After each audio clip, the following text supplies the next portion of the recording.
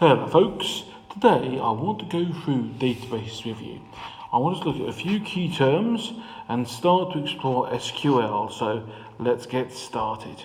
Now, why do we use databases? Well, the main reason, three of them really. One is because they are fast, high-speed, dynamic things. The second reason is they are flexible. You can use them to get data at any format or system or variety you want to. And last but not least, they can get accurate, quick information. So your accuracy. So they're fast, they're flexible, and they're accurate. What's not to like? So these are a few of the key words we are going to be learning about today as we go through a few database concepts for you before we start learning about SQL. Now, the first one we're going to learn is this. This here is a field, as this nice picture. A field is a place where you store one type of information. Okay, so the field here, this stores a song title. I'll be there. Original song, I'm sure you'd agree. But yes, it stores a single piece of information in a record. So, what's the next one? Guess what? It's a record. A record is all the information you have about a certain song. So here, we've got Flow Rider, Low, 2010, we have Rihanna, we have lots of things in here, but we have got all the records about Flow Rider going down here. This is called a record, not because it's music, but because it all refers to the same thing. A record is a collection of fields. This here, all this data here in one place, this is called a table, hence the picture, just to help you. A table stores lots and lots of records all together to allow comparisons. Some people go, oh, that looks like Excel, therefore Excel is a spreadsheet. No, it's not. Excel has one table, maybe two tables.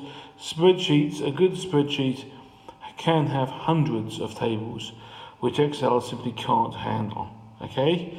There's other reasons too, but that's the biggest one, I think. In something like that, isn't it? I think so. So, now you can put data into your table using something like this.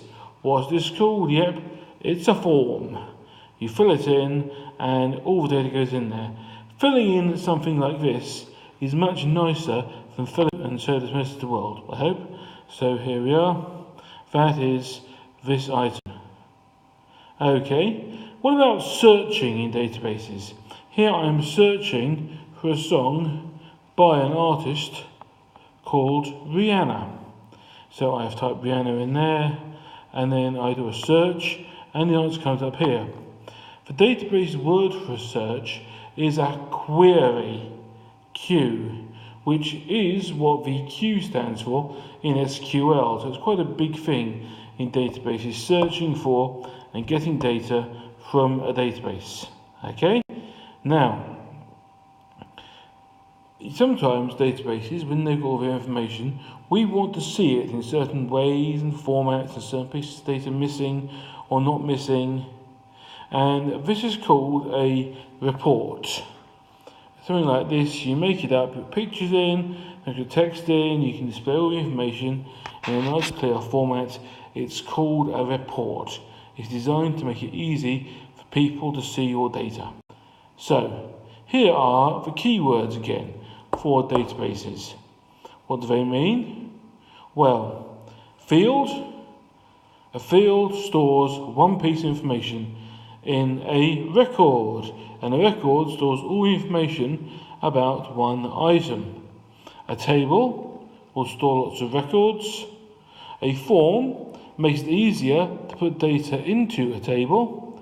A query lets you search your database, and a report lets you publish your results in an appealing fashion.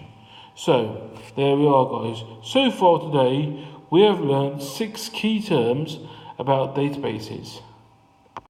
Now, databases, when they were first made, were all designed differently and all could be searched in different ways. Now, computer programmers thought this is very inefficient, so in the late 1970s they developed something called Structured Query Language, SQL for short, and this is a language which can query any database it needs to, and this makes it fairly easy for you to transfer your ideas and your searches to other databases.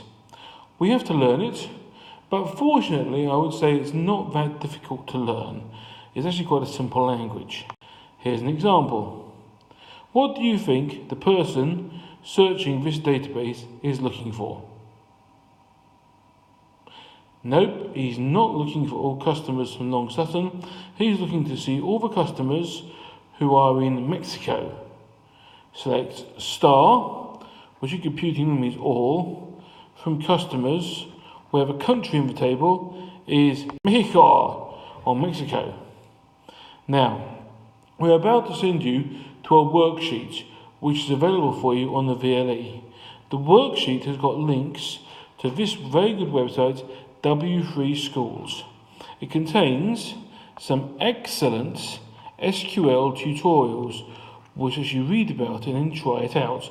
So I would strongly urge you to go to this page to go through this now. Up here you type in the SQL and press run SQL here, and then all these nice tables appear down here. So, and you go straight to this simulator where you can type in SQL and the results are applied to this table. Okay, so today guys, we have hopefully learned, this is the worksheet. As you'll see, review the following web pages, click it, and then once you've read it, click on the table, click on the link here, the table below, and suddenly you about the basic concepts of databases. We have learned some keywords, and we're about to experiment with SQL. Thank you for listening, best of British luck, and adios.